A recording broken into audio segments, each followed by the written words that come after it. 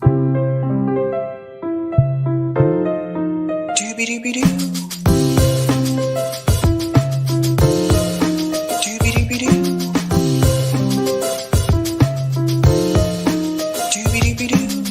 your host, sabrinasalvati.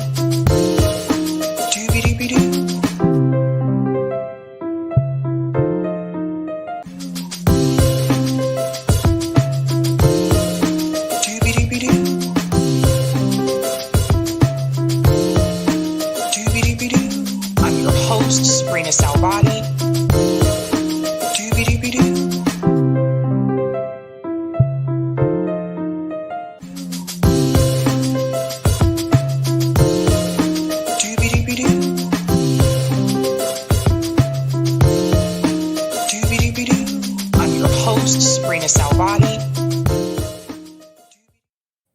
Why I decided to run for president, to fight for those who have been forgotten in this country. This is America's time for choosing. We can choose to allow a border invasion, or we can choose to stop it. We can choose reckless borrowing and spending, or we can choose to limit government and lower inflation. We can choose political indoctrination, or we can choose classical education. These choices are symptoms of the underlying struggle to ensure that constitutional government can endure and that Western civilization can survive. And we launched this campaign to bring accountability to government, regain sovereignty at our border, and restore sanity to our society. We cannot succeed as a country if we allow our nation to be invaded, our currency to be debased, our cities to crumble, and our kids to be indoctrinated. The DC elites who facilitated this mess do not care about you, and they do not work for you. They work for themselves. They seek to accumulate power at your expense to pursue an agenda that is harmful to the American people. Citizens do not serve politicians. It is the duty of politicians to serve you. Talk is cheap. Actions speak louder than words. Reversing the decline of this nation requires leadership that delivers big results for the people we are elected to serve. I have a record of leading with conviction, championing an agenda marked by bold colors, delivering on my promises, and defeating the people who are responsible for our nation's decline. That is the type of leadership we need for all of America. Now, over the past many months, Casey and I have traveled across the country to deliver a message of hope that decline is a choice and that we can, in fact, succeed again as a nation. Nobody worked harder, and we left it all out on the field. Now, following our second place finish in Iowa, we've prayed and deliberated on the way forward. If there was anything I could do to produce a favorable outcome, more campaign stops, more interviews, I would do it. But I can't ask our supporters to volunteer their time and donate their resources if we don't have a clear path to victory. Accordingly, I am today suspending my campaign. I'm proud to have delivered on 100% of my promises, and I will not stop now. It's clear to me that a majority of Republican primary voters want to give Donald Trump another chance. They watch his presidency get stymied by relentless resistance, and they see Democrats using lawfare this day to attack him. Well, I've had disagreements with Donald Trump, such as on the coronavirus pandemic and his elevation of Anthony Fauci. Trump is superior to the current incumbent, Joe Biden. That is clear. I signed a pledge to support the Republican nominee, and I will honor that pledge. Well, breaking news, ladies and gentlemen. It appears that Governor Ron DeSantis has officially suspended his presidential campaign. We're going to get into this after the Nikki Haley story, because I'm going to explain to you why I think this is happening right before the New Hampshire primary, which is this Tuesday. I don't think this was news that people were expecting on this Sunday, but here we are. So breaking news, Ron DeSantis has officially decided to suspend his presidential campaign. Ladies and gentlemen, things just got a little bit interesting. Welcome to Sabby Sabs podcast. I'm your host, Sabrina Salvati. If you are new, I want to let you know that Sabby Sabs podcast is a part of Revolutionary Blackout Network. You can catch me there on Thursdays for the Sabby and JB show, and you can catch me here on Tuesday, Thursday, Friday, and every other Sunday. We're going to go ahead and jump right in because I want to make sure I have enough time to also cover that story too, now that that just broke. But yeah, let's go ahead and get into it, guys. Want to go ahead and give a quick shout out to everyone who is a Sabby patron. Thank you guys so much for your support. Really do appreciate you holding down the fort out here. If you're interested in being a Sabby patron, I have 5 categories: Ultimate, Sabinators, Sabsters, Sabbies, and of course, members. All of their names are listed here. You can also see their names scrolling across the bottom of the screen there on the ticker as well. Thank you guys so much. Really do appreciate it. All of your help. And we're going to go ahead and jump into that thumbnail because, like I said, we got quite a bit to cover. I do have a hard stop at 7, so I want to make sure I go ahead and jump right in. But this crazy news breaking, you guys, crazy news breaking. Again, we'll dive into that Ron DeSantis story after the Nikki Haley one as well.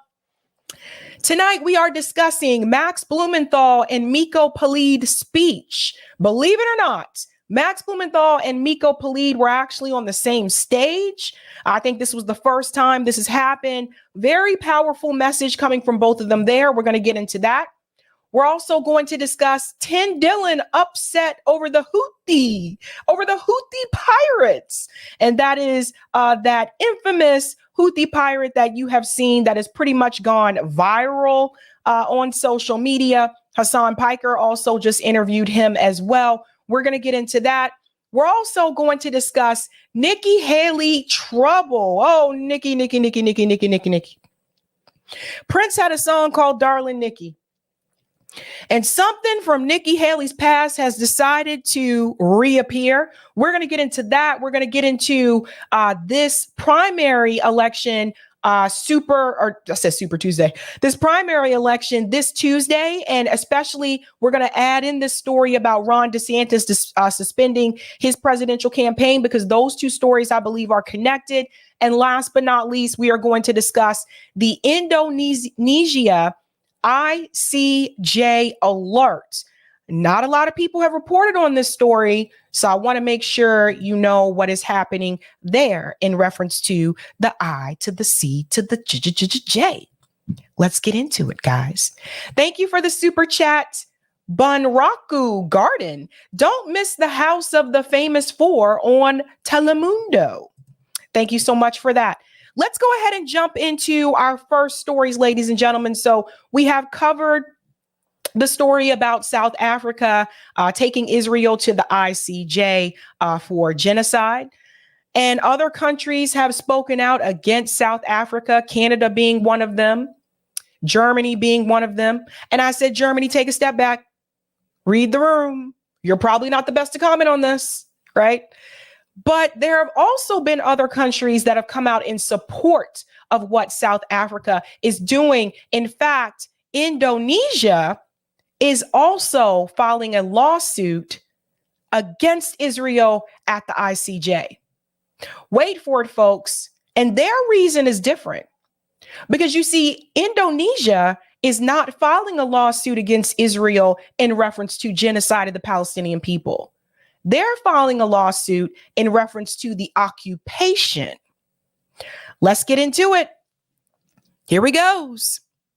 Indonesia files lawsuit against Israel at the ICJ. So this story broke on January 20th. Like I said, a lot of people haven't covered this yet. I think it's just not getting enough attention. So we're going to take care of that here. Israel's Mariv newspaper reported that Indonesia has filed a new lawsuit against the Israeli occupation at the ICJ. In doing so, Indonesia joined South Africa, which filed the first lawsuit against Israel for committing genocide against Palestinians in Gaza. The Indonesian Foreign Ministry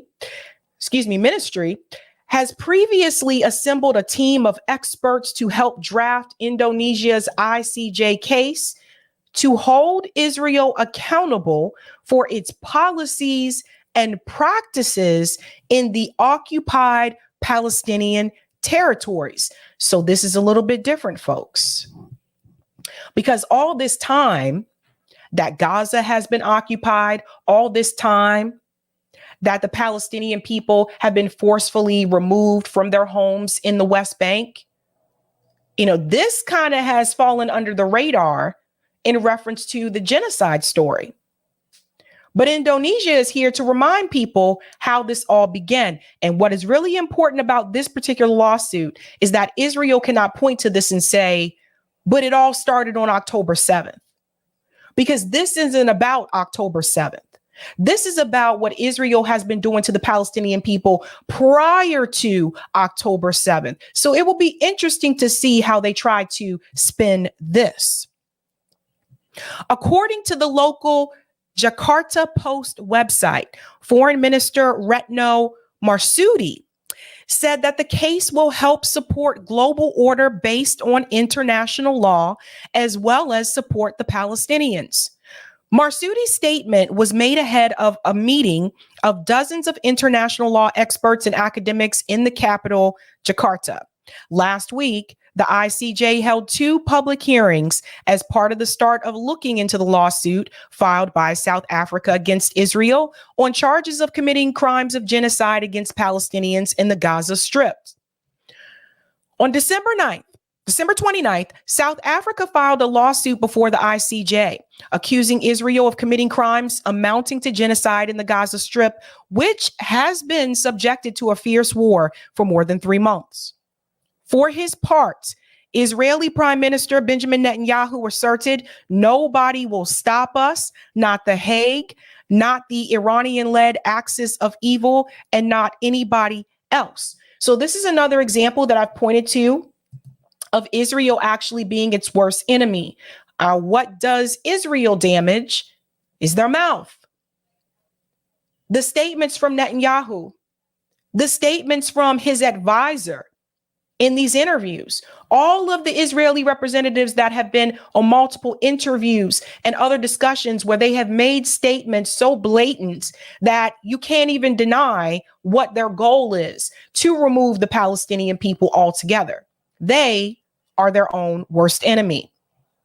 Netanyahu announced in a press conference, we will continue the war in the Gaza Strip until we achieve all of our objectives.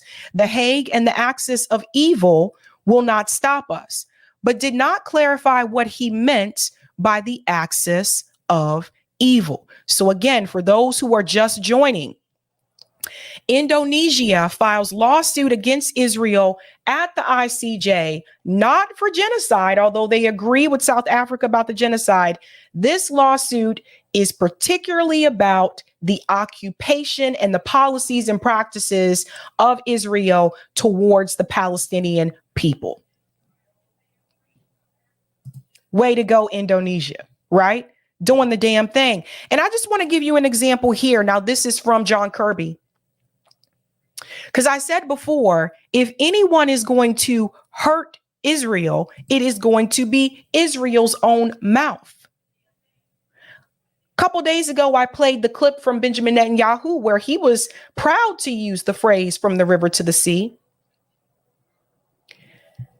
And more journalists are starting to ask, when is the U.S. government, when are the Zionists going to push back on that phrase being used by Israeli officials? In fact, John Kirby was just questioned about that recently.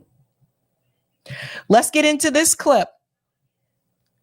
So here we are at one of the White House press conferences. Listen to this. A journalist is going to ask John Kirby about Netanyahu using the phrase from the river to the sea. Did the president address Netanyahu's use of the phrase from the river to the sea in their conversation today? I know the White House has previously said that phrase is divisive. So I'm not aware that that specific phrase was discussed. Do you condemn him using that phrase?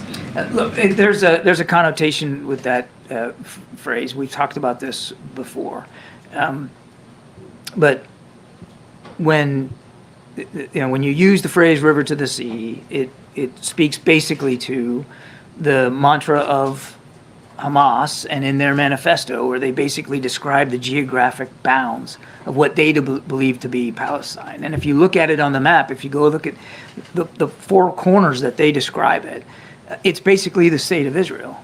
They just don't believe it should exist. So again, it's not a phrase that that we recommend using, given because of that context. So let me interrupt here for just a second. You see, let's remember people like John Kirby were very vocal about pro-Palestinian protesters using that phrase. John Kirby and many others made statements basically saying that those protesters were calling for the eradication of Jewish people. I told you multiple times that is not what that was about. They were chanting that phrase to call for the liberation of the Palestinian people. But the Zionists, especially those like Bill Ackman, found a way to win that narrative, right? They said that phrase was divisive. Now, all of a sudden, when Benjamin Netanyahu was using that phrase, all of those Zionists like Bill Ackman, John Kirby, all of them are silent. Because you see, the thing is, it wasn't necessarily so much a problem with the phrase itself. It was the fact that they only wanted Israel to use it. Because apparently it's okay to use that phrase if you're Israeli, but the Zionists don't feel it's okay for you to use that phrase if you're Palestinian, because the Zionists don't care if the Palestinian people are removed. So just think about that for a second. Now, all of a sudden, John Kirby is just like, I don't know what was discussed. Now, all of a sudden, he doesn't know, right? Pay attention to the journalist who was asking this question, and they're going to zoom in on her. I want to show you. Hamas. This was this woman right here. If she looks familiar to you, that's because she has been on CNN multiple times. She's been on MSNBC multiple times about questions about voters supporting Joe Biden, right? So they'll usually bring her on to question her about where young voters stand and who they may vote for, who they say they're thinking about voting for 2024. That's who that is, right? So listen to what she says.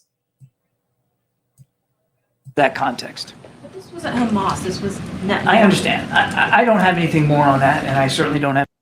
So she said this wasn't Hamas. This was Netanyahu. You see, John Kirby messed up, because what John Kirby did is he's trying to say, well, Hamas has that in their charter, which, by the way, we've debunked this multiple times, that charter has been rewritten. Charters can be rewritten, right? But they're still referring to the old charter, comparing instead of talking about the new charter. That's on purpose. That's on purpose. So now he doesn't know what to say. Now he can't condemn that phrase with Netanyahu using it. Now all of a sudden he has not heard about this. By the way, Israel has deleted that video. So it's a good thing that people who recorded it still have that copy of it. I showed it on here, but since then they have deleted that video. Just another example of them trying to hide and cover up information. So now that it's Israel that is using the phrase, now all of a sudden he doesn't really have anything to say. We'll let him finish up here. I have anything more on that, and I certainly don't have anything more on the conversation to read out with respect to that. I sincerely hope people can see the propaganda. But long story short, Indonesia has just filed a lawsuit against Israel at the ICJ. They are suing them for the occupation, the practices, and the policies that Israel has had against the Palestinian people. And I think this is a very clever lawsuit for them to do, because when it comes to this particular situation, Israel cannot say, well, it all started on October 7th. No, hon, it all started 1948. Shout out to Indonesia doing the damn thing. Let's go to some of the comments and we'll get to the next story. Shout out to JB, says, hello, everyone. Forehead kisses. What's going on, JB? Friendly Brilliant says an occupier has no right to defend itself. Well said, Friendly. Well said. We're moving on to the next story. And for those who are just joining, I did mention earlier in the stream, I am also going to cover that Ron DeSantis story as well, because we need to talk about that. We need to get all up in that. But right now, we're going to dive into this story about the Yemen Houthi pirate that has gone somewhat viral. I would say he had an interview recently with Hassan Piker, but also Tim Dillon had something to say about the Houthis. And, you know, Tim Dillon is a comedian. So in some parts of his discussion, it's hard to understand, like, is he joking? Is he being sarcastic? Or is he serious? And I want you to decide for yourself, because he's not feeling this at all. So we'll get into that discussion as well. But first, I want to show you what a Yemeni official has said in reference to the West. Because you see, they have some criticism for the West coming after Yemen, bombing Yemen. Let's start off with this. It's a great honor for us that the sponsor and the founder of terrorism, which has killed countless people around the world and used its atomic bombs in Hiroshima and Nagasaki and killed hundreds of thousands there, is the one that classified us as terrorists. But we represent the most honorable position from a moral and humanitarian standpoint. America's recent designation is in line with its support for the Israeli genocidal war against Palestinians in Gaza. We stand with Palestine and will not back down from this position. So this is a Yemeni official, and basically he is criticizing the United States for calling another country terrorist when the U.S., you know, bombed Hiroshima and bombs countries all over the world. So he's basically telling the United States, you're the terrorist. Just like when we talk about in reference to Israel and Gaza, you know, everybody's so quick to call Hamas the enemy, they're the terrorists and all this, yada, yada. But for whatever reason, when it comes to Israel, we can't turn around and point the finger right back at Israel for the terrorism, the terror that they have caused against the Palestinian people since 1948. Because the reality is, Israel is in power. They are the ones that are in control. The Palestinian people are not in control. So I would say that people who have been imprisoned in an open air prison, they're encaged, cannot move about freely. People who are given dirty water, people who have the electricity cut off whenever Israel feels like it. That includes all the hospitals, which they have now bombed. I would say those people are the victims. They are the oppressed. And Israel has been the terror that has been terrorizing them. Now, as you know, the United States government has issued an all-out war on Yemen. They have already attacked Yemen. This is in reference to the Yemen Houthis that are basically keeping an eye out on the Red Sea. They're trying to block those ships that are coming from the United States to give more weapons to Israel, because they do not want Israel to continue to commit genocide. That's what this is really about. But all of a sudden, they're the terror. They haven't killed anyone. And you have the United States government bombing Yemen, a country that is already poverty-stricken, thanks to the U.S. government giving arms to Saudi Arabia to destroy the damn country in the first place. You have people that are starving in Yemen, and they are bombing this country. So now, all of a sudden, the Pentagon wants to pretend like we are not at war with Yemen. Listen to this clip here, because you see, they really think that we're fools. They really do. After Joe Biden has already declared we are at war with Yemen, we are going after the Yemen Houthis, and they've already bombed Yemen using Saudi airspace, by the way. Now, all of a sudden, they're going to say the opposite. Listen to this. They're really trying to play us for a fool. Hey, Sabrina, is it now fair to say that the U.S. is at war in Yemen? And secondly, there are some reports about a U.S. MQ-9 being shot down over Iraq by Iranian-backed militia. Is that something you're tracking? Thanks, Idris. I'll take the second. the last one first. I have seen those reports. I don't have anything for you on that. So I'd have to circle back with you. I've seen those reports, but don't have anything to add. So this is the Pentagon. This is the Pentagon. All of a sudden, the Pentagon doesn't know that the U.S. government has bombed Yemen. How do they not know this? Mainstream media knows this. Everybody has covered the story. But here we have the Pentagon. I don't know anything about that. Really? Have you been under a rock? Let's continue. In terms of your first question, no, we don't seek war. We don't think that we are at war. We don't want to see a regional war. The Houthis are the ones that continue to launch cruise missiles, anti-ship missiles at innocent mariners, at commercial vessels that are just transiting an area that sees, 10 to 15% of the world's commerce. That are just transporting bombs to continue genocide. Again, I want to add the Houthis have not killed anyone. Let me ask you guys a question. If there were weapons being shipped into your backyard, let's pretend you live on the coast, and there were weapons coming in from another country being shipped into your backyard on your waters to kill people in your region, would you be okay with that? This is why sometimes we have to put ourselves in their shoes. I wouldn't be okay with that. I don't think you would be okay with that.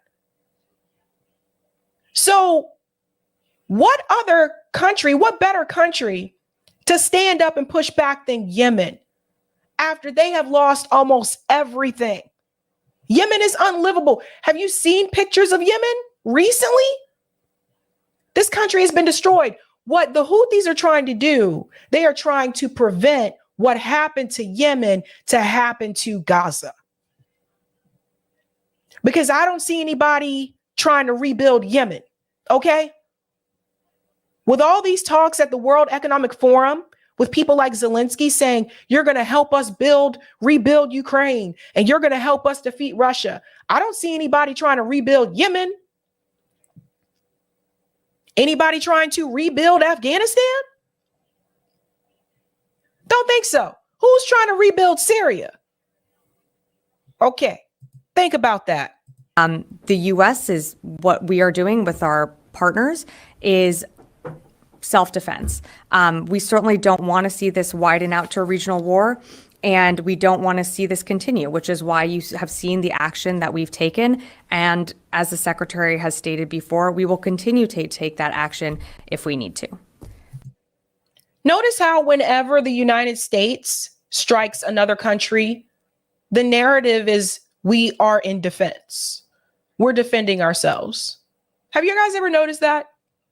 Like, they really want us to believe that the U.S. government has never escalated situations or provoked situations. The U.S. government has never started any conflict abroad. Most of the time, we're the instigator. But this is what they want us to believe. Just to follow up on Idris's question, you said that we are not at war with the Houthis, but if this tit for tat bombing, we bombed them 5 times now. So if this isn't war, can you just explain that a little bit more to us? If this isn't war, what is war? Sure, Laura. Sure. Great question. I just wasn't expecting it phrased exactly that way. Let me pause. The president of the United States declared it as war.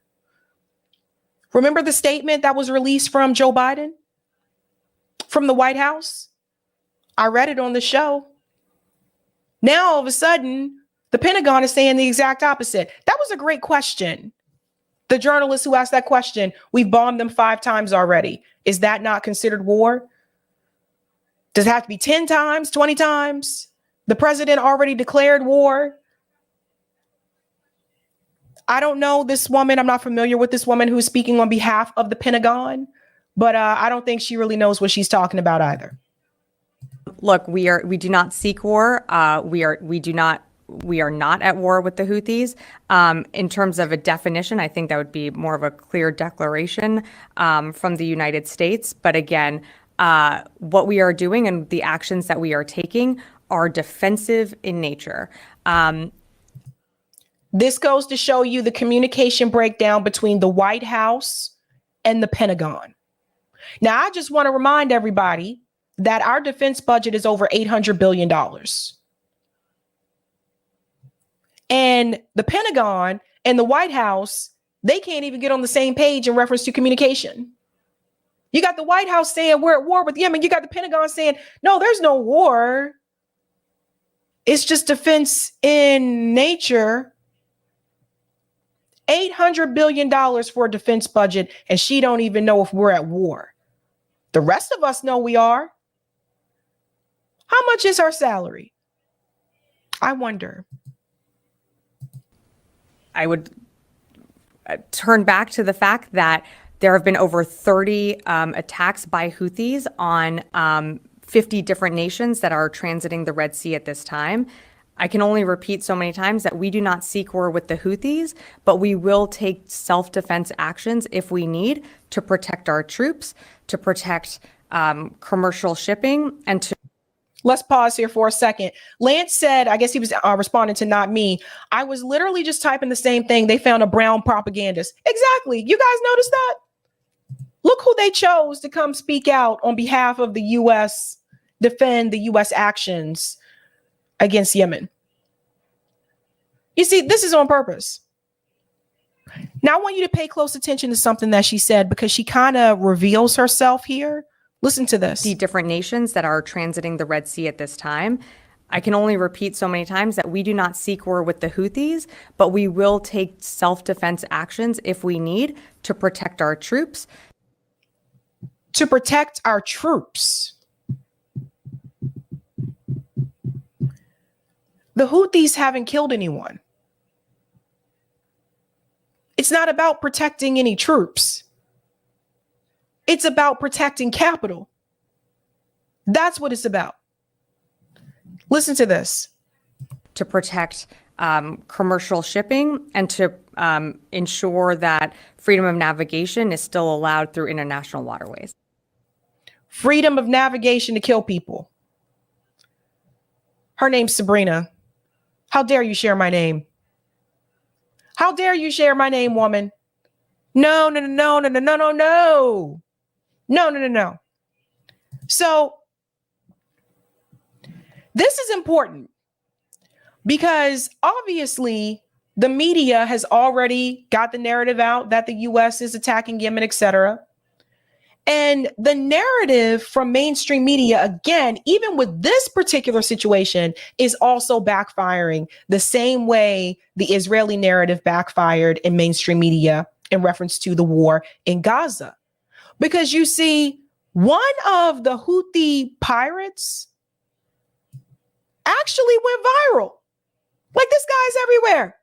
This guy is everywhere. And I have to tell you, when I first saw the video, I was like, who is that guy? That guy is absolutely beautiful. Like, seriously.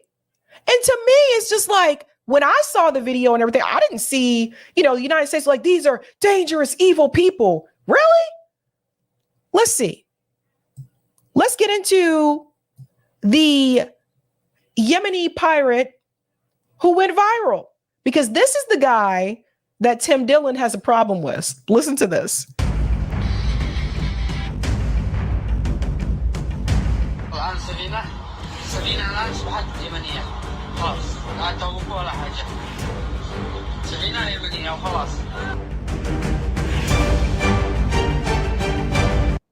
So this is the video. Let me come back here. This is the video that really made, I guess, the women like lose it. Because the women were like, oh my God, this guy is absolutely beautiful. Now, when I saw this video, I thought to myself, this looks like it could be like a cologne ad. That's literally what I don't know. Pirate du toilette? Is that what they call it? A du toilette? Pirate de Toilette? I'm like, is this a cologne commercial? Let's continue. Trying to get past the music part here. So he is being compared to Timothy Chalamet. Now, I was not really familiar with who this dude was, so I had to look this up, and I was like, oh, I've seen that guy in movies before. I just didn't know his name. But they're comparing him to Timothy Chalamet. I actually don't think he looks like Timothy Chalamet. I'm just keeping it real. But that's who they're comparing him to.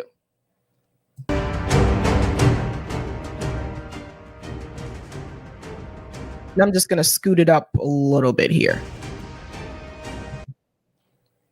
So you'll see it says Rashad documented how Houthis are hijacking ships. But again, like I said, they haven't killed anyone. And that was on the Instagram page. And so Hassan Piker actually interviewed him recently. So it says that he has urged his followers to not focus on his looks. And this is true. There was a girl, I should have bookmarked that tweet. There was a girl that tweeted a DM that his DMs are open. I would tell Rashid to close his DMs. She tweeted DM'd him basically saying that she would have his babies and all this crazy stuff. And his response was, no sex. That was his response. So he's telling people not to focus on that, to focus on, the actions instead. And I'll just scoot up a little bit here because a lot of it's. Yeah. So he has 27,000 followers on Instagram. It's actually more than 10,000 on X now. It continues to go up each day. But this is the guy that all the girls fell in love with just instantly. Right, trauma queen. He does not want to be sexualized. Exactly. Well said. Now, let's get to the part that seemed to upset Tim Dillon, because Tim Dillon is not happy about this at all. He feels like this is not something that people should be applauding here. Let me make sure I come up to this part here. 4714.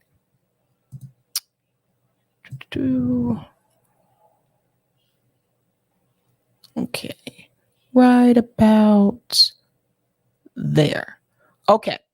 So I want you to hear what Tim Dillon has to say about the Houthi pirate that has gone pretty viral here.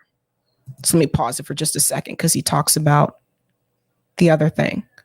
And I want you to tell me whether or not you think that he is being sarcastic, or do you think he's being serious? I think there are some parts where he's serious. So listen to this. People are all up there into this Timothy Chalamet. They say he's a Houthi fighter. He's hot. They say he looks like Chalamet.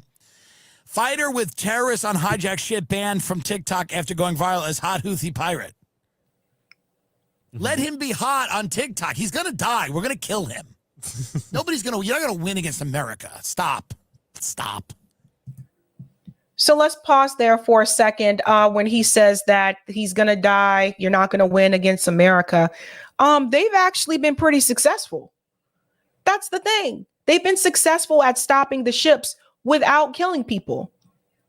Right? I don't really think this is something to really joke about. Yes, I know Tim is a comedian, but the thing is, when you think about what has happened to Yemen, those people have nothing to lose. Nothing to lose.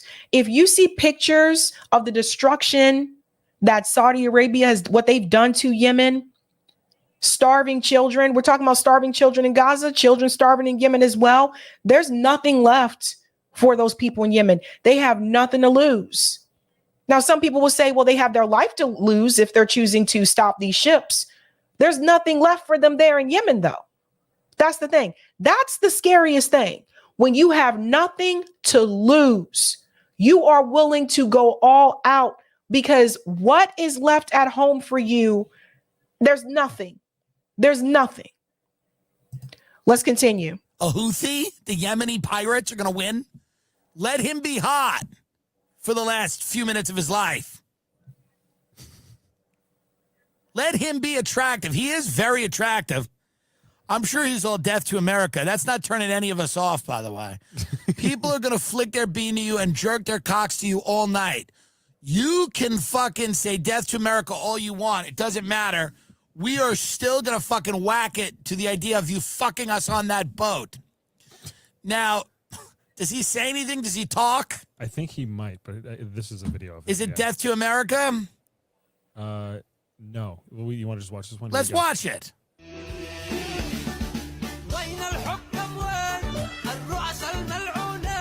How great is it, by the way, that this is the way you turn these Yemeni fighters into gay sex symbols. That's how you win the war. Because they become too embarrassed to fight. Of course, there's only one good-looking. Many of them are probably a mess. Yeah. Let's see the rest of the video.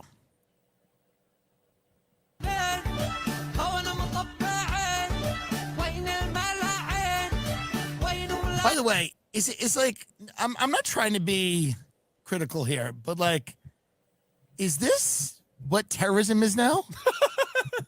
Because like when I grew up, terrorism was actually like killing people. Like this is just you're hot on a boat. Is that what terrorism is now? You're just gonna be hot on a boat? Aren't like what? We're supposed to cringe when we see what you're doing. We're not supposed to start masturbating. When we watch the terror. So that again just goes to show you about the propaganda in this country, about when he says what terrorism is supposed to be and what it's supposed to look like. I think a lot of Americans, when they think about that, they think about like ISIS, right? They think about people being beheaded. That's also why I believe that the Israeli government decided to go with the story of the beheaded babies, and everybody in mainstream media picked that story up, even though nobody had any evidence or any proof. And then only to like a couple days later have to retract that story. Some people like Piers Morgan are still repeating that lie, because for Americans, that's what a lot of people think about when they hear that word, right? This video that went viral of this pirate debunks that narrative. And that's why some people consider this to be so, they're like, oh no, this is incredibly dangerous, because this is changing the narrative. And this is showing people that who we are calling to be a terrorist could look like this. And this isn't what they want you to envision. They want you to actually picture someone like you guys saw. You remember the images of ISIS. They want you to picture someone like that. They don't want you to picture someone like this dude. And with everything else that's been coming out recently, with Osama bin Laden's letter coming back into the fold again, and all the TikTok videos of younger people actually reading his manifesto and finally saying, oh shit, now I get it. Don't condemn 9/11. I still don't think that was cool. That's still fucked up. But now that that letter had resurfaced again, by the way, The Guardian has removed it from their article. But that letter resurfaced again on TikTok, on social media. Now, younger people actually had the opportunity to read that letter, and they said, oh, so that's why Osama bin Laden did what he did, because the US was destroying his people and his country. So again, they don't like that. The State Department doesn't like for that narrative to get out, and mainstream media doesn't like for that narrative to get out. So when this guy went viral, the State Department doesn't like that, because now younger people can see this and say, oh, that's who they're calling a terrorist, that guy. Let's continue. Terrorist video when I was growing up, we'd be like, Jesus, fuck, oh my God, Daniel Pearl, any of that stuff. This video only makes me want to jerk my cock. That's not good terrorism. Terrorism is supposed to not make you want to flick your bean. It's supposed to make you very disgusted and scared and terrified. I am the opposite of scared when I see this. If this is what we're up against, twinks in the ocean, that's what we're up against. These people are so dead. They're so dead.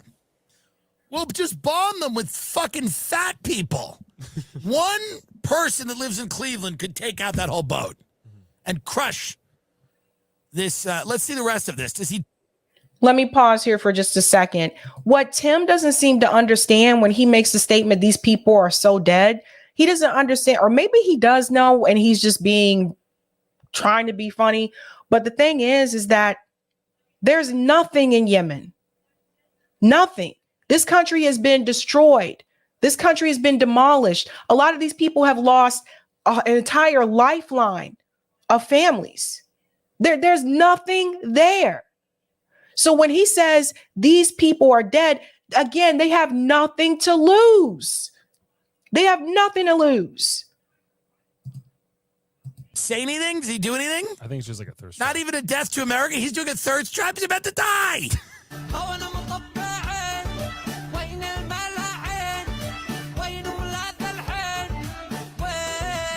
Well, nothing's like it used to be. I'm getting to that age now where I look at the world and I long for when things made sense. Jihadi Depp. So again, it just goes to show you the perspective that a lot of times I think Americans have when we talk about who is considered to be a terrorist, etc. Now, he was actually interviewed by Hassan Piker. So I know some people are asking, like, can he speak or does he speak English? I want to go ahead and show you this. He was not speaking English in this video, but there was a translator that Hassan Piker did have. So I do want to show this really quick. Let me go ahead and put this up here.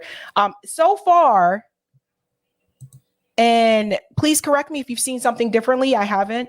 But so far, he's the only person I've seen that's interviewed him. So we'll go ahead and share this here. Is that an organization? No, One Piece is an anime. Oh, okay. أول شيء بقول لك إنه ممكن هذا السؤال يكون شوي أهبل بس بسألك تعرف شو هو ون بيس؟ عمرك سمعت بون بيس؟ أكيد يعني منذ الطفولة وأنا أشاهد ون بيس لوفي. Luffy? Yeah, he said he's been watching it since he was a kid. No way! Yeah. That's sick. So that's interesting. Some of you may be aware of this. Like, I don't know how many of you watch anime, but apparently One Piece is like some form of anime. I'm not familiar with a lot of anime. I only know like probably the real popular ones. And my sisters told me some of these things. I watched like some of Cowboy Bebop, like that kind of stuff, but I never really got into it the way that some other people have. Like some people really get into anime, but apparently anyway, this guy, this is the pirate guy here. Apparently he watches One Piece. Yes, that's fire. That's so fire. Oh my god, dude. We think the Houthis Ansar Allah is doing what Luffy would do. You should tell him that. بقول لك حسن إنه اللي الحوثيين عم بيسووه زي اللي لوفي اللي بيسويه لوفي. يعني والله الصدق يعني احنا يعني اهم شيء ان احنا واقفين يعني مع فلسطين يعني ما يهمنا يعني ون بيس او اي شيء يعني احنا يعني السفن احتجزوها عشان. Is that an organization? No, One Piece is an anime. So to answer you guys' questions, I know some people have been asking that. Does he talk? Yes, he talks. He doesn't speak English, but Hassan Piker did interview him. And I think this interview also went viral. Like it's all over the place. Again, guys, what this shows you is that the narrative from mainstream media is constantly being overturned. And I think that's just drives a lot of people crazy. Like this is two things in a row, right? So you have Israel, Gaza. Now you have the Yemen Houthis. And I think, the State Department and mainstream media expected Americans to become very fearful of what's happening in the Red Sea and to become fearful of the Houthi pirates.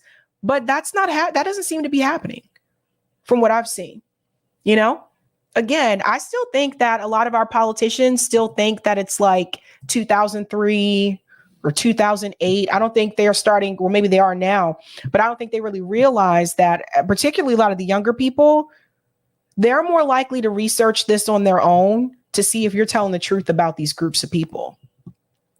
So things have definitely changed. Thank you for the super chat, Matt. Thank you for your journalism and time, Sabby and Eric. Thank you. All one same. Nice sweater, Sabby Sabs. Can you share who made it? I don't know who made. I got this from Shine. Shine. SHEIN. That's where I got it from. But yeah, I like those guys. I like Sheen. Thank you, Lyle. Pirate Musk. The name of the cologne, Pirate Musk. Thank you, None of Your Business. Convict Trump, Nikki, Republican president. Thank you, The Oracle. Tim sounds like he really has the hots for the H2P. Hot Houthi pirate. Interesting. All right. We're going to go to this next story about Nikki Haley. And this is important because this one transitions into the Ron DeSantis announcement. But we got to start off with this first, and you'll see why. First and foremost, if you have not had a chance to do so, smash that like button. That helps me with the algo. If you are new, don't forget to sub and share. Okay.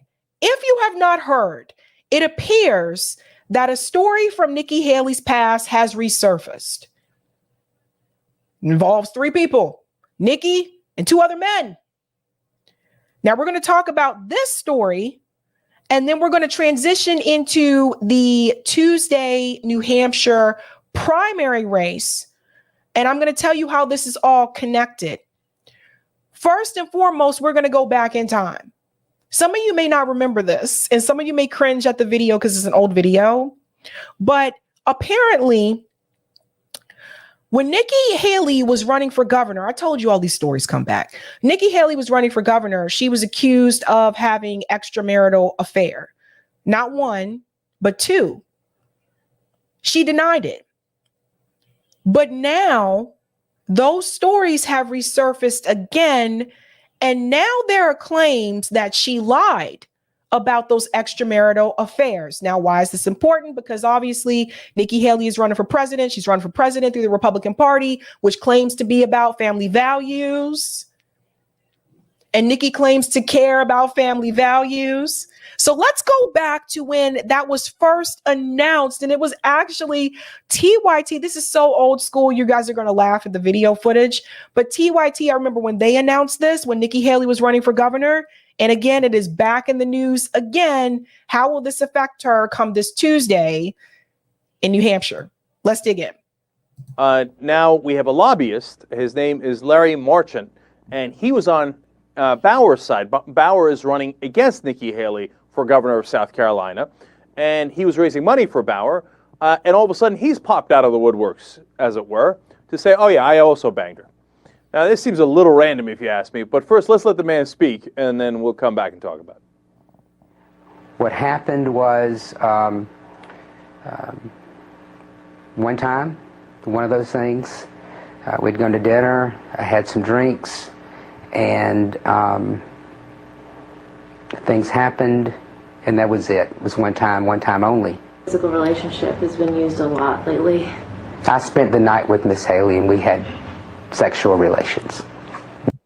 Now, this is the lobbyist. So there was a blogger that accused her of an affair, and then there was this guy who was the lobbyist. So he was the second guy that reported extramarital affairs with Nikki. We had sex. This may be the worst decision I ever made in my life. Only time will tell, but I know in my heart what happened, and she knows in her heart what happened. And I just felt like I needed to bring this out because I just don't know 10 years from now, if I look at myself in the mirror, why didn't you say anything? It's not a matter of why did you say something, Larry? It's why didn't you say? But we had several drinks, we went to dinner, we went to a couple of bars, we were with a lot of people. And it just happened.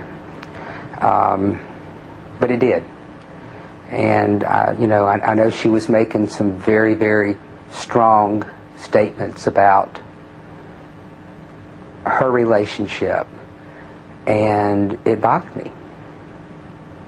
Yeah, she has said that she's been 100% faithful to her husband. Right. So you're saying that is not true? That is not true.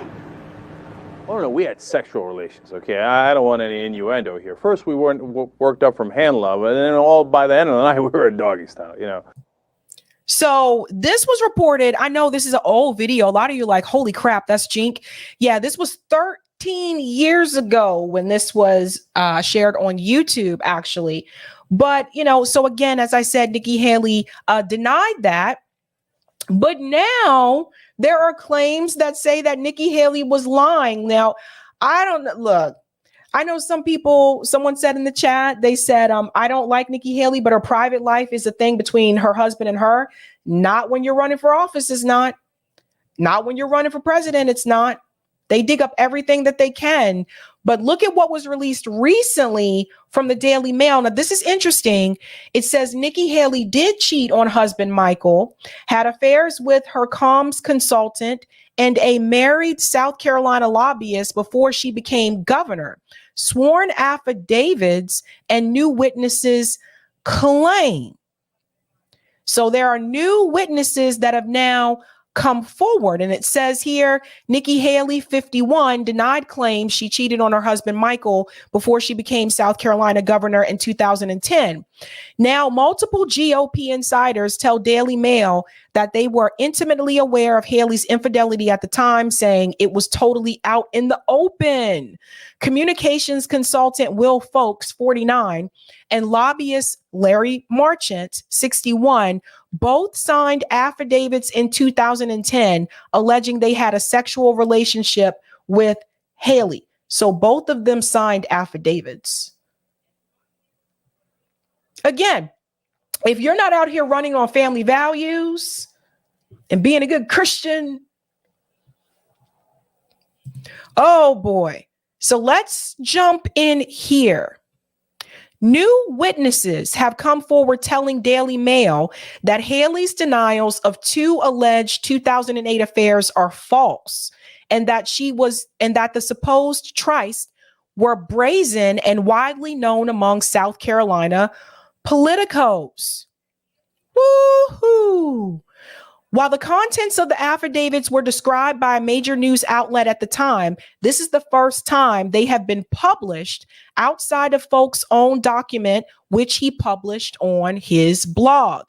Haley, 51, denied at the time, saying she was 100% faithful to the father of her two children and husband of 28 years, Michael Haley, who was deployed in Afghanistan with the National Guard in 2012.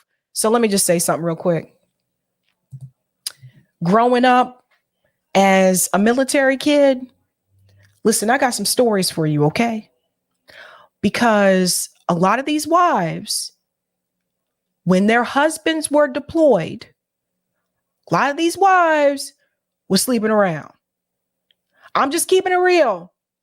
They used to do this thing like for the wives, like especially like during Desert Storm and stuff like that. The wives used to get together and they would do like potlucks and stuff. So like if you ever saw that show Army Wives, that's actually pretty realistic. I will give that show credit for being pretty realistic in reference to what it's like being a military wife, etc.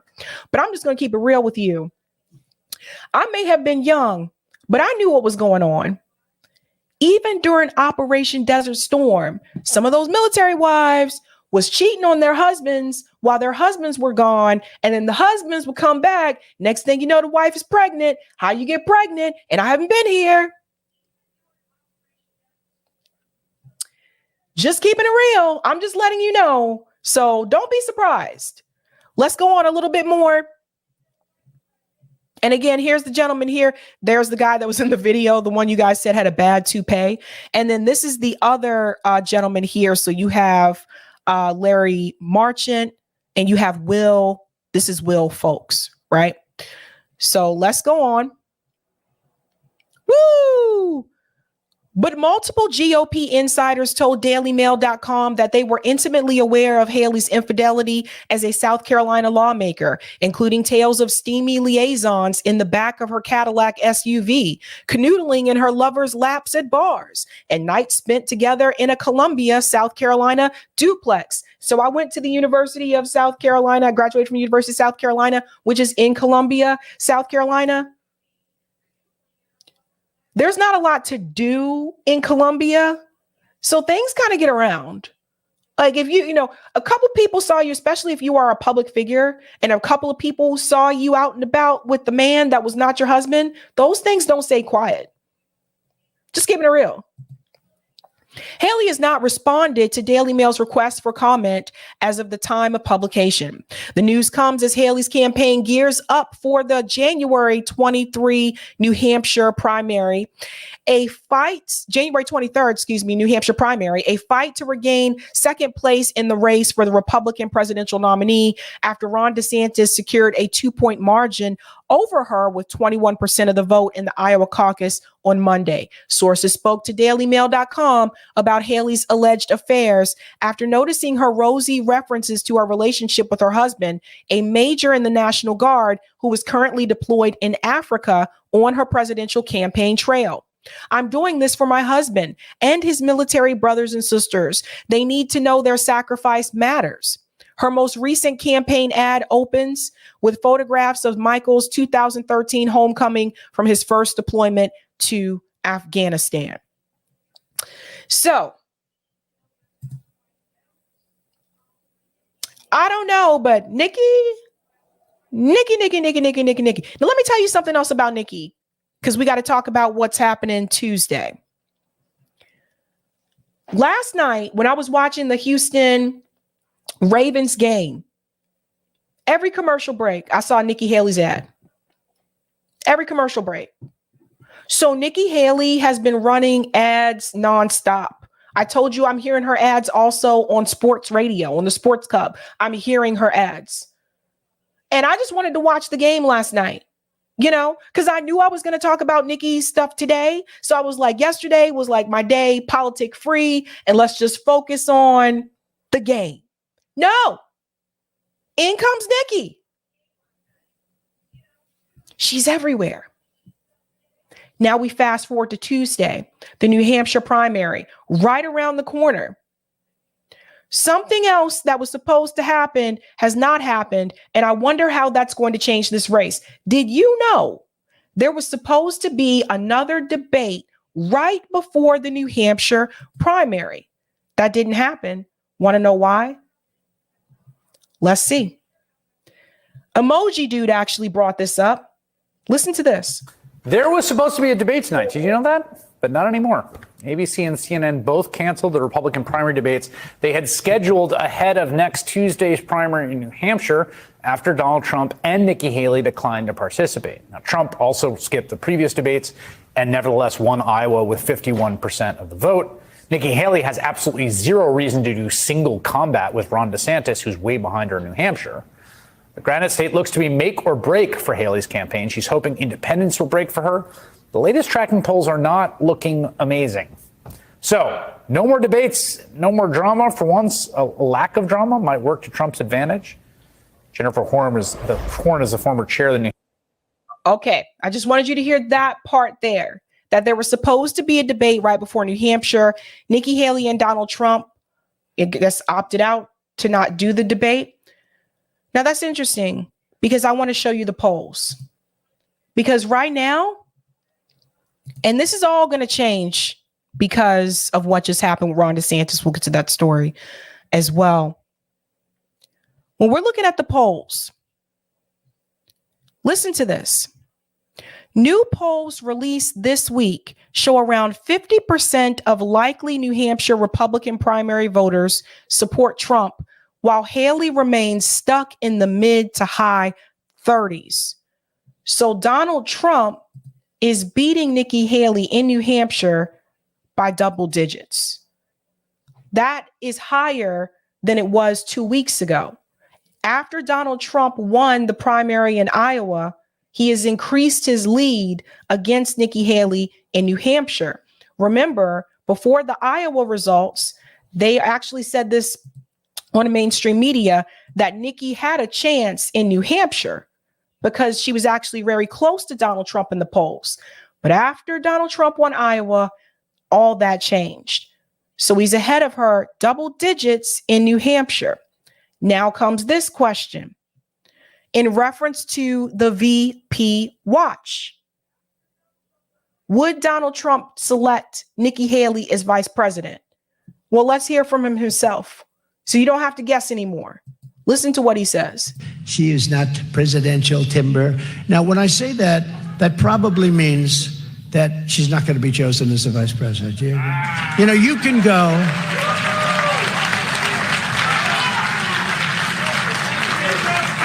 No, you can go and you can say certain things, you know, I don't like them and blah, blah, blah, and this. But when you say certain things, it sort of takes them out of play, right? I can't say she's not of the timber to be a vice, and then say, ladies and gentlemen, I'm proud to announce that I've picked. Do you understand? But that's the way it is, okay? Tell it like it is. Tell it like it is. She is not. So it doesn't sound like Donald Trump would consider Nikki Haley for his VP. So at this point, you have to ask, what is Nikki Haley's plan? And is this all just a waste of resources, time, and energy? Earlier on, everyone was saying, well, maybe she's actually just running for VP, right? But Donald Trump apparently does not want her for VP.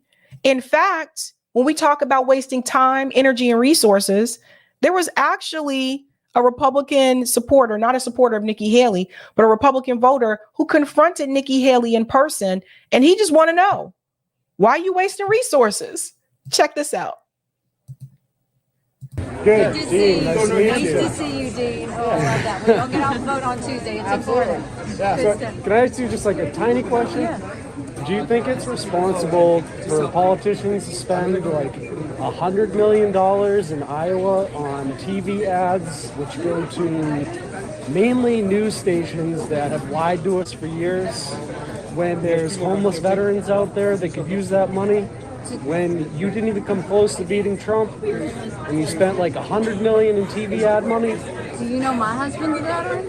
That's fine, but I'm just saying. I'm and do you know asking that when the media doesn't tell the truth, the whole reason you put commercials on is to tell the truth because the media doesn't? My point is, you're not going to beat Trump, and You know all what? of the money you're wasting could go to better causes. I appreciate that would make that. the Republican Party actually look better. You know what? See Last I'm I saying? saw it was Yeah. a democracy. So we're going to keep working Yeah. for a good democracy. Okay. We're going to work for freedom, but thank you for your service. Okay. Good. So I got to just hand it to this guy right here in the green hat because, you know, that guy has some balls, right? Because like the goal of that guy just to come straight to her face, not behind her back, straight to her face and basically tell her, you know, you're not going to win. It just, he told her straight to her face, why are you wasting resources? You're not going to win. Now, just keep in mind, that was before the announcement that was made today. And we're going to transition into that in just a second. But first, I want to ask you again, what is the point of Nikki Haley's campaign? Remember, the establishment loves her.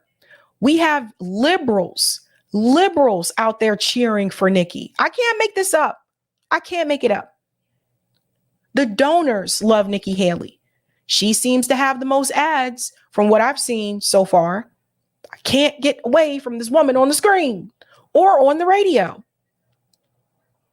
So if the Democratic Party is okay with Nikki and the donors like Nikki, and then there's a segment of the Republican Party that likes Nikki, could they possibly change things so that Nikki Haley would be pushed to run as an independent? Could they push Nikki Haley to run on the no labels ticket? I'm just thinking of all different types of scenarios here. Because I warned you guys last year that 2024 was going to be wild. So we don't know what's going to happen. But we do know that Trump is beating her in New Hampshire by double digits. Will that change now, knowing what we know about Ron DeSantis' news? We'll have to wait and see. Landrew says, what will Trump win by in New Hampshire? We'll have to wait and see. I think everything's going to change now because of Ron DeSantis news. Thank you for the super chat, Alex. The Democrats are switching their votes to Haley. I'm telling you, it's wild. It's wild. The Oracle says Tim Scott endorsed Trump and will be named VP. That would be interesting. Tim Scott. Ninja Lives, I could see no label backing her with Mansion. That's what I'm getting at. And so you never know. Anything could change. Anything could change. And speaking of anything changing, today it was announced that Ron DeSantis has suspended his presidential campaign. Like, no kid. Now we need to start asking some questions. Maybe I have some answers. Don't you think it's a little odd that after Ron DeSantis won second place in Iowa, Nikki fell to the third. After he won second place in the Iowa primary, right after Donald Trump, that he would suspend his presidential campaign right before the GOP primary in New Hampshire, which is this Tuesday. Why would he do that? What would make a second place contender do that? Basically, Ron DeSantis did what we asked Elizabeth Warren to do, but she wouldn't do it. She stayed in on Super Tuesday, knowing damn well at that point in time, she had no path to the presidency, knowing damn well that race was between two people, Bernie Sanders and Joe Biden at that point in time. And she stayed in on Super Tuesday on purpose to split votes between her and Bernie Sanders. So Ron DeSantis basically did what we asked Elizabeth Warren to do. Why would Ron DeSantis do that? I believe that Ron DeSantis made a deal with Donald Trump. I believe that Donald Trump reached out to Ron DeSantis and say, hey, Ron, you got second place. We already heard him say he didn't want Nikki Haley as a vice president. And we don't know for sure that he's picking Ron DeSantis for vice president, but he could have offered him something else. How would you like to be a part of my administration in some way, shape, or form if you go ahead and drop out now? And then there's this question. Where are Ron DeSantis supporters going to turn to? Are they more likely to vote for Donald Trump this Tuesday, or are they more likely to vote for Nikki Haley? I would say they're probably more likely to vote for Donald Trump. But we'll have to see. So I know we shared this at the very beginning as some type of opening. We are going back again, everyone again, once again. Breaking news. Ron DeSantis has suspended his presidential campaign. Let's dive in. And his family that it was the end of the road for him in this particular race, and he is suspending his campaign, Frederica. Well, Dana, it's still really remarkable because we're talking about the timing of it all. Why now? 2 days ahead of the New Hampshire contest. Oh, wait a minute. We've got that video now in that we want to share with everybody that you were making reference to. Dana, let's watch and listen. Reminds me why I decided to run for president, to fight for those who've been forgotten in this country. This is America's time for choosing. We can choose to allow a border invasion, or we can choose to stop it. We can choose reckless borrowing and spending, or we can choose to limit government and lower inflation. We can choose political indoctrination, or we can choose classical education. These choices are symptoms of the underlying struggle to ensure that constitutional government can endure and that Western civilization can survive. And we launched this campaign to bring accountability to government, regain sovereignty at our border, and restore sanity to our society. We cannot succeed as a country if we allow our nation to be invaded, our currency to be debased, our cities to crumble, and our kids to be indoctrinated. The DC elites who facilitated this mess do not care about you, and they do not work for you. They work for themselves. They seek to accumulate power at your expense to pursue an agenda that is harmful to the American people. What was really interesting is when he mentioned the DC elites as if he's not elite himself. Like, it was just really weird. I'm like, dude, like, stop trying to pretend like you're like this working class hero. You're not. Ron DeSantis went to Yale, correct? Like, he's not a working class hero. They kill me with that. Citizens do not serve politicians. It is the duty of politicians to serve you. Talk is cheap. Actions speak louder than words.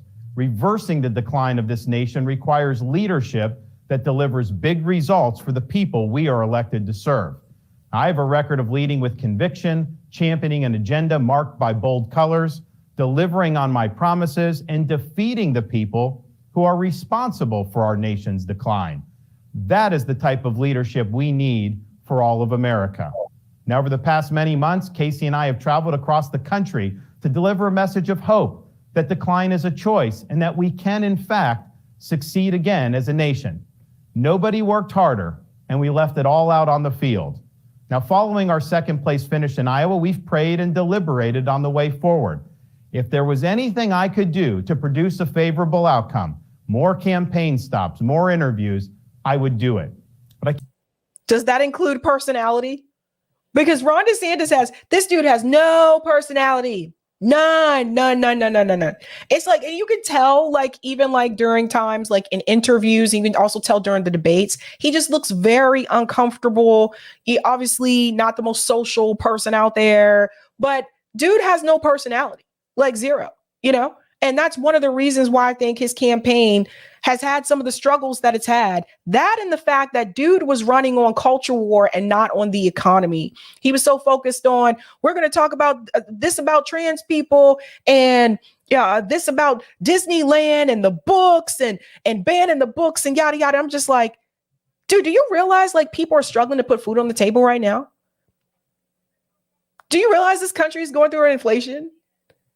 Do you realize people are tired of these damn wars and our money going towards like all the money the government is putting in the defense budget instead of putting it in the hands of the American people? And that's what you chose to run on? Couldn't have been more tone deaf, in my opinion. Can't ask our supporters to volunteer their time and donate their resources if we don't have a clear path to victory. Accordingly, I am today suspending my campaign. I'm proud to have delivered on 100% of my promises, and I will not stop now. It's clear to me that a majority of Republican primary voters want to give Donald Trump another chance. They watch his presidency get stymied by relentless resistance, and they see Democrats using lawfare this day to attack him.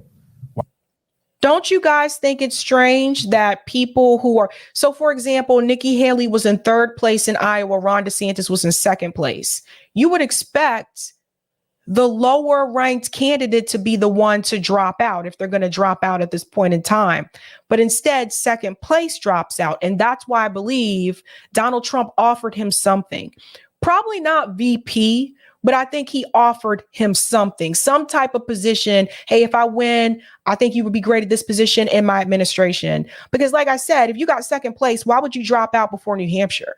There's just been one state, right? I've had disagreements with Donald Trump, such as on the coronavirus pandemic and his elevation of Anthony Fauci. Trump is superior to the current incumbent, Joe Biden. That is clear. I signed a pledge to support the Republican nominee, and I will honor that pledge. He has my endorsement because we can't go back to the old Republican guard of yesteryear, a repackaged form of warmed over corporatism that Nikki Haley represents. But it's interesting, like, yes, Nikki Haley represents corporatism, but so does Ron DeSantis. Like, he talks about these things, the corporatism, the elites, as if he's not a part of that. He represents corporatism too. He has corporate donors too. So he's talking about this as though he's ran some grassroots campaign. He did not. He did not. This just drives me crazy. It's wild. The days of putting Americans last, of kowtowing to large corporations, of caving to woke ideology are over. I thank all of our passionate supporters who have stood by us through it all, that we had people volunteer to come to Iowa in the middle of a blizzard to knock on doors and make phone calls touched us dearly. No candidate had more thrown at him, but no candidate had so many committed volunteers and staff. Finally, I want to thank my wife, Casey, and our kids, Madison, Mason, and Mamie. Casey's gone far above and beyond in her support for our campaign and for our cause. She's not only a great wife and mother, she's a great American who cares deeply about the future of the country that our kids will inherit. Our kids have seen and done a lot on the trail, from playing on the famed Field of Dreams baseball site in Iowa to making their first snowman in New Hampshire. They are one of the reasons we fight so hard for what we believe in. Winston Churchill once remarked that success is not final, failure is not fatal, it is the courage to continue that counts. While this campaign has ended, the mission continues. Down here in Florida, we will continue to show the country how to lead. Thank you, and God bless. I don't know if Florida's been showing the country how to lead, considering that the abortion law in Florida, I don't think the rest of the country is on board with that. I don't think the rest of the country is on board with censorship either. So I don't know about that, Ron, but he's out. And I did not expect this news to come my way today. Did not expect it. Didn't even have this lined up as a story. Eric contacted me like right before I went live and was like, I was like, what? All right, so if you're just now joining us, that is a video where Florida Governor Ron DeSantis now announces that he is suspending his campaign for the GOP nomination in his path to the White House. He says, we don't have a clear path, but at the same time, he also said Trump is superior to President Biden. So clearly he's throwing his support behind Trump, who in every indication through so much polling that he is still the leading figure in the race for the nomination of the GOP. And so just a couple days ago, you heard Nikki Haley saying it's a two-person race, and so it is now. Dana Bash back with us now. So we're hearing with some clarity there from Ron DeSantis that he's out. He had some real criticism for government still works for itself, not for you. Yet even with that criticism of government, he is no longer on the path to try to promote some sort of change with him in the White House. But, you know, it's still curious as to why he made this decision now when immediately, even after a poor showing in Iowa, he goes to South Carolina, and then he comes to New Hampshire today for at least one campaign event, canceling on television appearances, and now has this very constructed television announcement that he has suspended the campaign. So because what happened in between all of this? Because he was offered something. It's very obvious.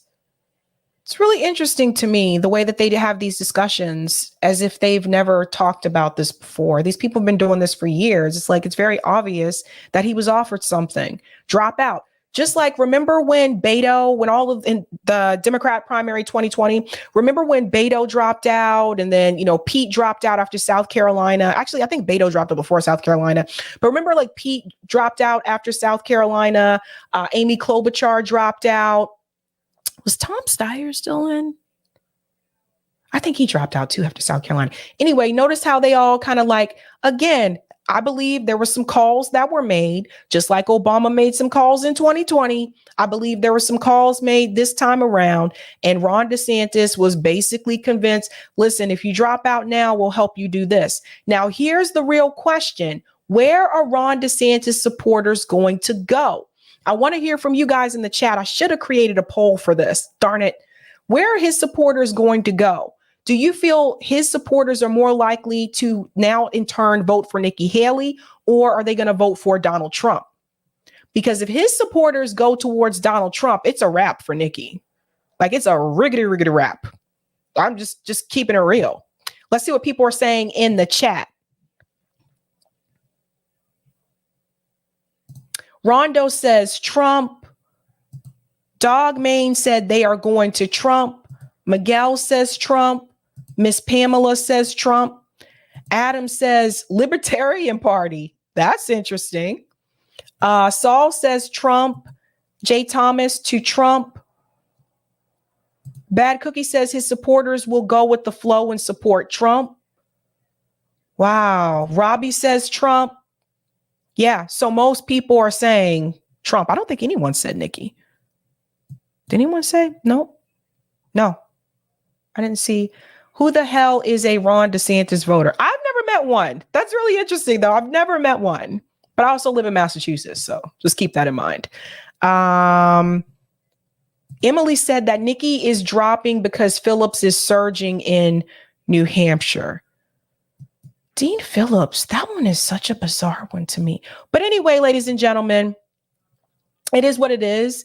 And Ron DeSantis has officially suspended his presidential campaign. So how's that for a bit of news for you? We have one more story to cover, and then I'm going to, head on over to the football world. Maybe some of you will be there as well. Let me go through the comments really quick.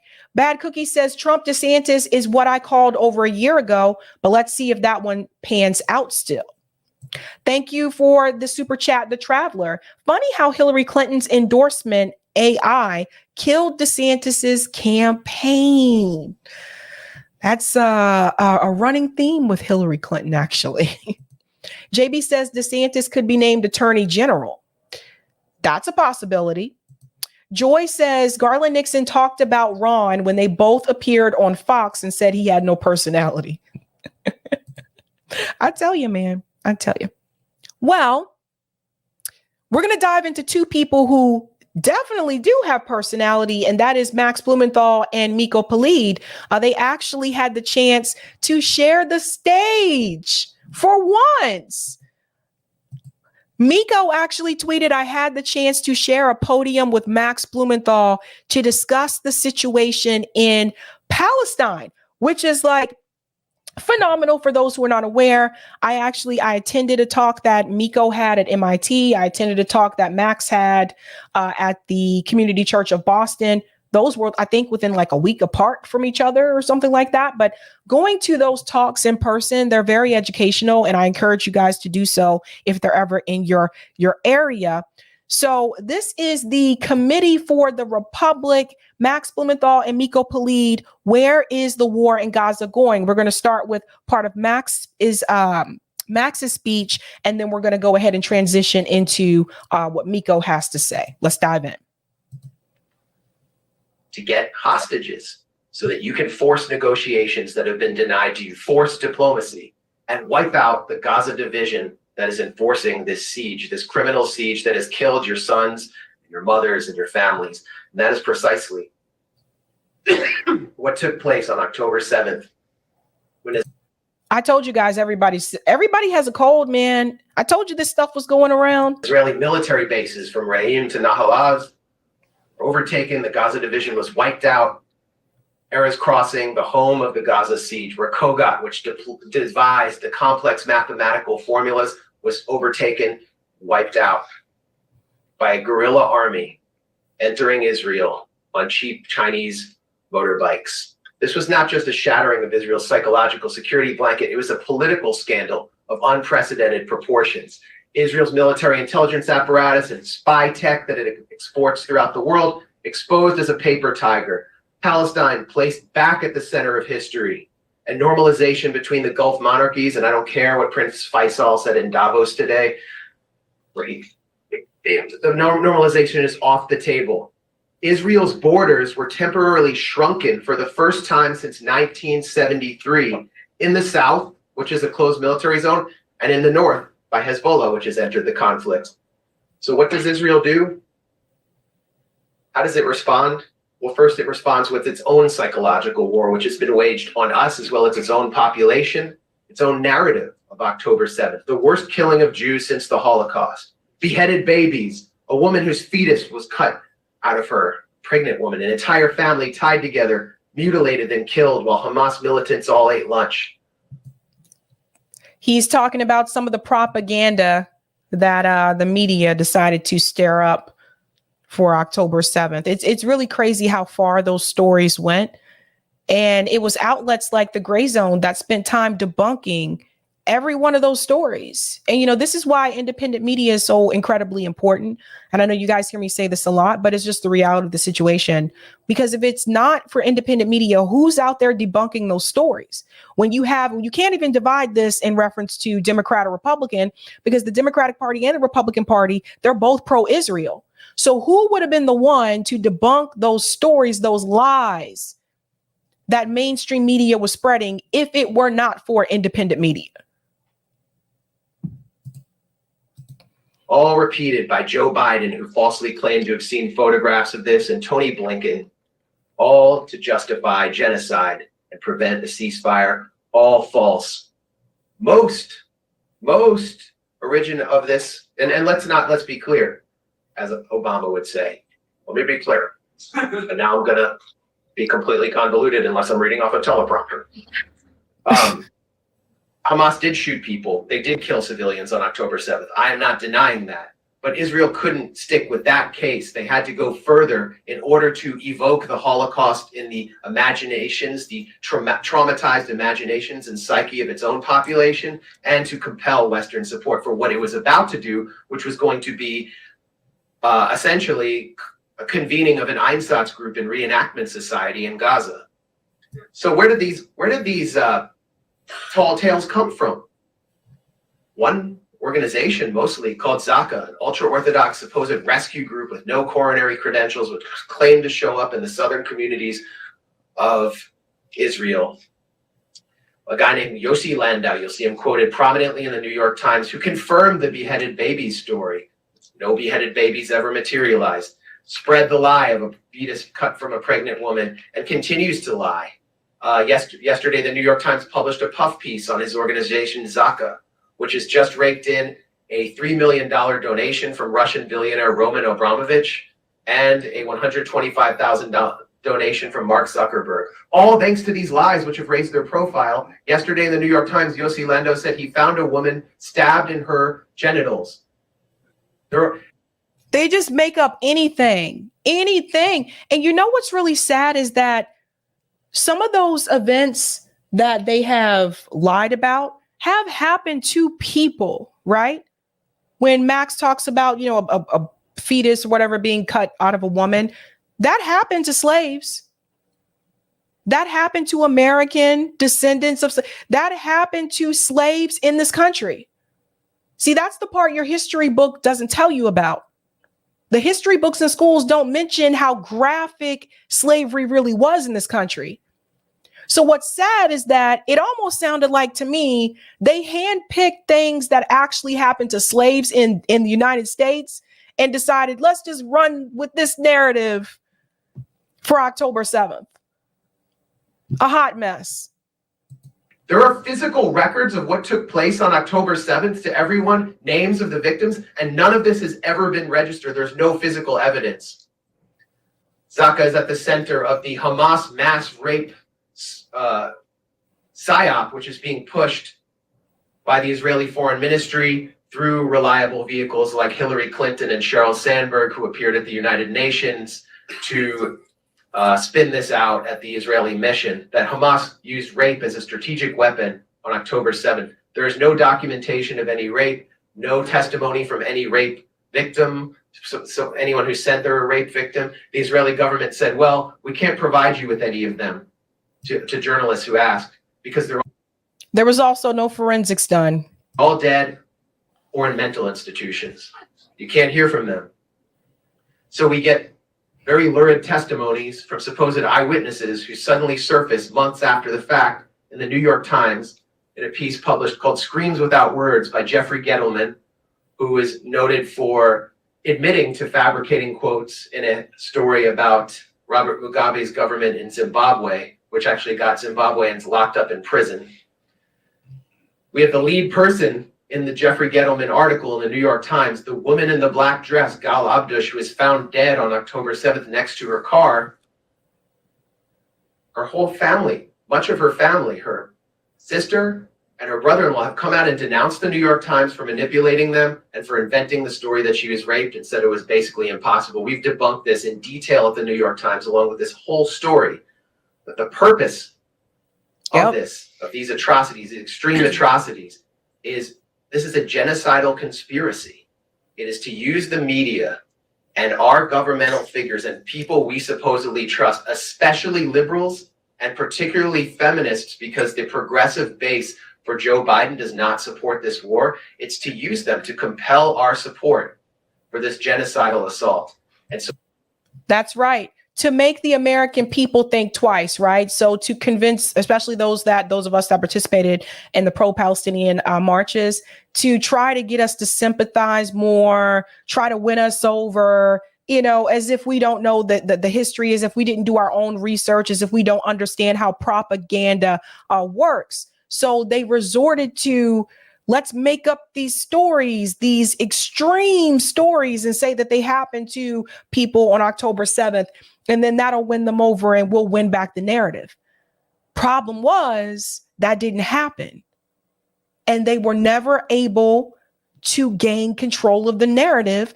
And the protests have continued since October 7th, and it drives them crazy. It drives Zionists crazy that they were never able to gain back control over the narrative. So we have to be critical about it.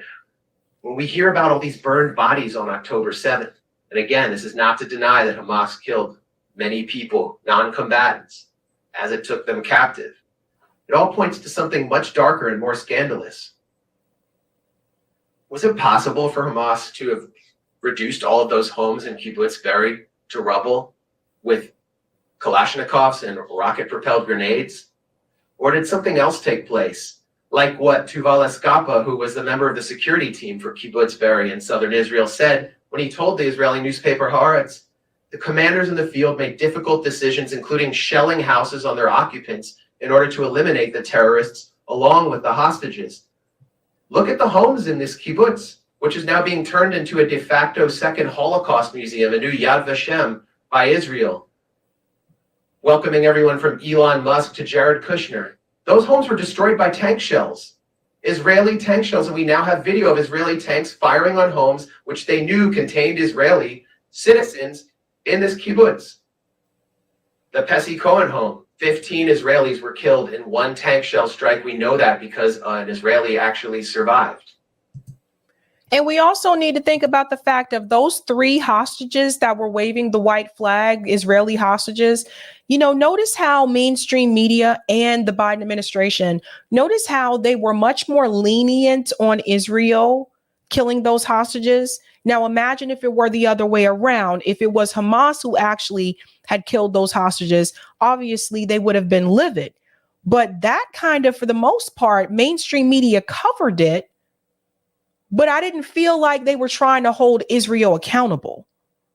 They took Israel at their word and said, well, that wasn't meant to be done. And well, Hamas hides in between the people and yada, yada.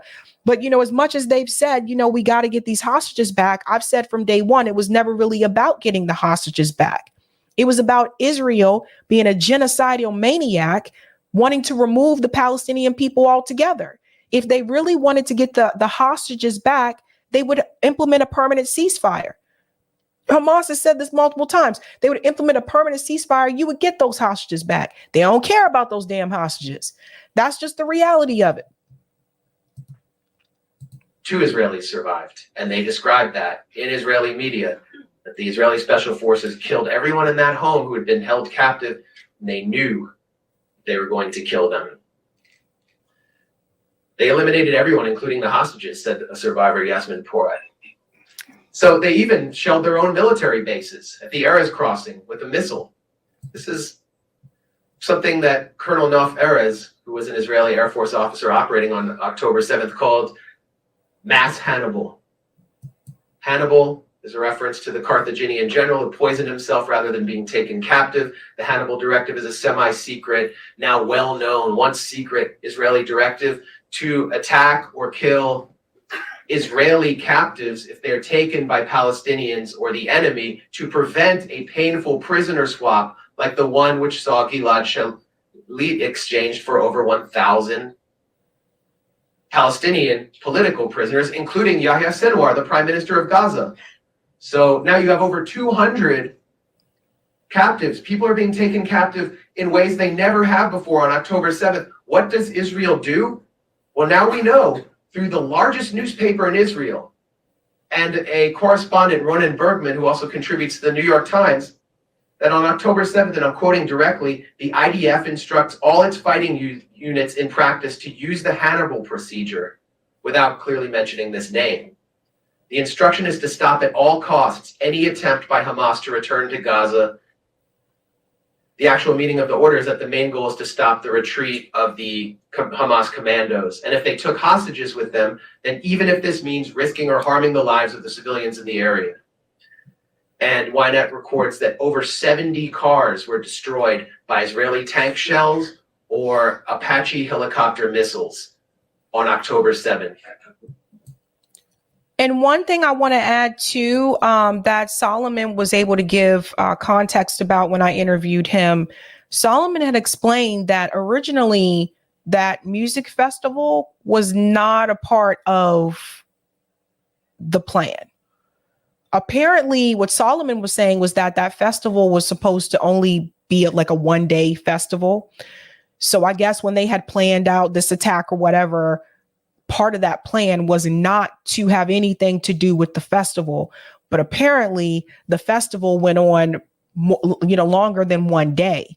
And that's what led into that. So it's really interesting. There's a lot more of the story. I want to bring in Miko Peled as well, because I think Max talks for about 15 to 20 minutes. Let's bring in Miko as well, because I want you to hear part of his speech as well. If we had a choice, which we, like Max, I think, illustrated very clearly, if we did have a choice, what would we want to see happen? It's our taxpayers' money. It's our, we pay the salaries. We pay out of our taxpayers. We pay the Navy. We pay the military. We pay the government. We pay our representatives. We vote for our representatives. So I, for one, would like to see the Sixth Fleet, which, as I'm sure you know, is in the Mediterranean, come in to stop Israel and provide humanitarian aid to Gaza. Over 2 million people have been being massacred in broad daylight on prime time. The Sixth Fleet is right there. They can stop it right now and provide crucial humanitarian aid to these 2 million people that have never done anything wrong. Yep. Say what you will about the resistance. Say what you will about what happened on October the 7th. Nothing on the face of the earth justifies this savage slaughter of innocent civilians. Nothing does. And the Sixth Fleet is right there. They can stop it, provide humanitarian aid, declare a no-fly zone over Gaza, and at least stop the killing, if nothing else. Now, for those who are not aware, Miko Peled, his father was a general, a part of the IDF. So Miko actually grew up, he is Israeli. He grew up with that same type of, mindset that, Israel first mentality. But as he got older, he started to see that, like, well, wait a minute, what really happened to the Palestinian people, when he started to do some of his own research. So, Miko has, he talked about this at his MIT speech. He talked about how, like, obviously he's had falling out with family members because he takes the position to help the Palestinian people, and he supports the BDS movement, boycott, divestments, and sanctions. So, it takes a lot and this is why we applaud people like Max and people like Miko, because they are Jewish, and, it would be easier for them to side with the Zionists, right? But they know the history. They know the struggle of the Palestinian people. Obviously, both of them have been to the region or have lived in the region. So they are very much aware, but it takes a lot, because then it's like, some of the Zionists, particularly Zionists that are Jewish, what are they going to do the first chance they get, right? They're going to call you a self-hating, whatever. So it takes a lot. So kudos. This is why we applaud people like them, because they could have easily gone the other way. So where are our voices? We're paying for this. Our elected officials are voting for this. How is this even possible that we as taxpayers, as people who are part of what's supposed to be a democracy, it's our elected officials that are voting to do this? I remember Max mentioned the 14,000 tank shells. I remember when this was announced, the 14,000 tank. There's something about that number that I couldn't get rid of it. It was like haunting me. 14,000 tank shells for what? There's no tank. Palestinians have never had a tank. Palestinians have never had a warplane. Palestinians have never had an army. Never. Yep. In the history have ever had an army. Yet we're buying into this complete nonsense that somehow Israel is defending itself. From what? From what? A bunch of guys with flip-flops and an AK-47. That's it. And a handful of bullets. And if we're talking about big picture here, fine. Let's expand the picture here a little bit. The genocide of the Palestinian people has been going on since the State of Israel was established. In other words, actually before the State of Israel was established.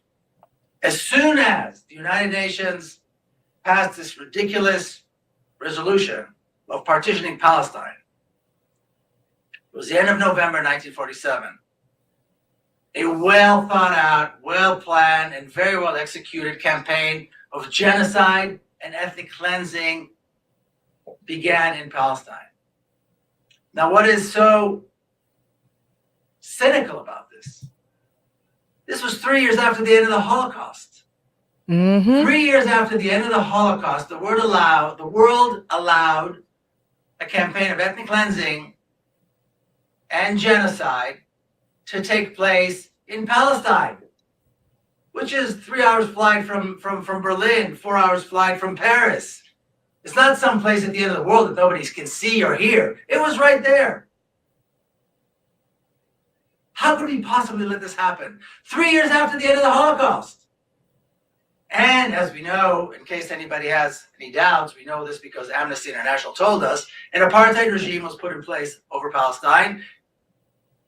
And this new regime was called Israel. So, of course, because it's Israel and it's so biblical, we can't say anything about it. How could we possibly resist? How could we possibly claim anything bad about this biblical creation, which is Israel? And here's another thing. Remember, this was Britain's doing. Let's all remember that Britain was the one that said, okay, we're going to pick the land for you. At one point, they were looking at countries in Africa, right? They looked at Uganda. And they said, oh, Lord Rothschild says, oh, Palestine. That's a place for you. Forgot to mention there were already people there, though. Didn't mention that part. But again, it speaks to Britain's colonialism. And I've talked about this on the show multiple times, how Britain and the royal family over the years just colonized one country after another. You know, these are things you gotta look at. Like, why do you think people in some of the African countries have a British accent? They weren't born that way. So they've done a lot of colonialism all across the world. And when you look at this project, the creation of the state of Israel, this is basically the last stage of European colonialism. That's pretty much what this is. I don't think that any state, you know, the religious states has always seemed dangerous to me. Because imagine if the US were that way. What if you woke up one day and the United States decided from now on, this is a Christian state. So if you are not Christian, you cannot be here. No other religions allowed. By the way, that would also include people who are atheists and people who are agnostic. They would also have to leave. So it's just, to me, I felt like the religion piece was an excuse. And the goal from the very get-go of Zionism was an ethno state.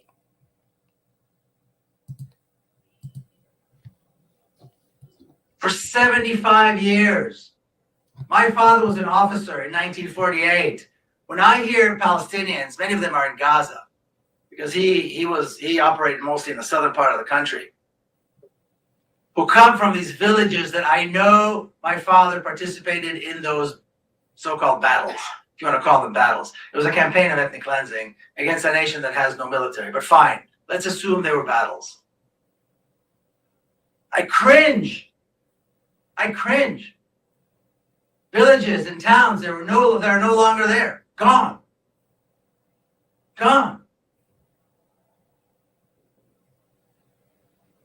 And people treat this like it was some kind of a military, miracle. People who don't believe in miracles, by the way. People are completely secular and don't believe in God suddenly believe that was a miracle. And then the miracle came back, by the way, in 1967, when Israel's massive military force assaulted its neighbors and in 5 days managed to triple the size of the state of Israel and kill 18,000 Arab soldiers. How could we possibly allow this to happen? Where were we? It's been going on for 75 years. Now, right now, the focus is on Gaza, as it well should be. But let's talk big picture. There are 2 million Palestinian citizens of Israel. No one dares to leave their home. No one dares to send a text message. No one dares to post on social media. Doctors, engineers, teachers, principals.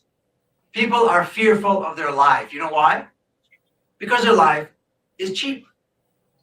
Because, as we all well know, the Israeli government has been handing out M16s to citizens. And we're going to go ahead and stop it there for the sake of time. If you want to watch the full conversation, and I believe they had a Q&A session at the end. This is the Committee for the Republic, Max Blumenthal and Miko Peled. Where is the war in Gaza going? If you want to watch the rest of it there. But definitely important discussion. Like I said, they're very knowledgeable about this. Miko wrote a book about this called The General's Son. Max Blumenthal has also written books about Gaza as well. And I want to say documentary. Yes, Max Blumenthal actually created a documentary with Dan Cohen about Gaza as well.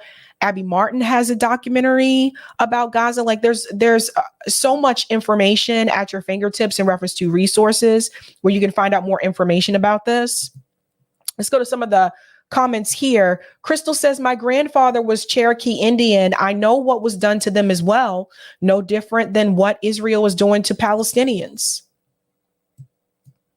Thank you, Flower Bro. But do you condemn Hamas? That's Pierce Morgan there. Thank you for this as well. Means sarcasm, by the way. Yeah, I figured. The Oracle says a nation that advances a Hannibal doctrine is not concerned about hostages. There you go. There you go. Karen said Miko's style is impressive too. Love his continual dedication to this. Anon says just joined your Patreon. Thank you for the work. Thank you for your work, Sabby. Thank you and welcome. Thank you, M-M-B-. You should do a video on Ron DeSantis' war crimes exposed by Empire Files. I did a video about that last year. Thank you for the super chat, Yantra Mandala. Oh, I think those are flags. Thank you for that. Those are country flags.